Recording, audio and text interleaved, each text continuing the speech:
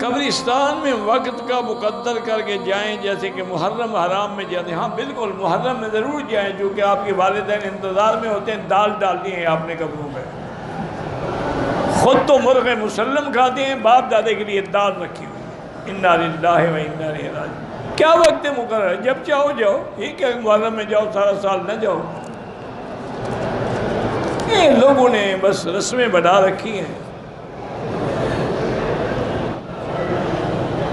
کہتے ہیں کہ ہمارے ملک میں جب طالب علم قرآن یاد کرتے ہیں تو ہلتے ہیں. یہ ناجائز ہے ہلنا.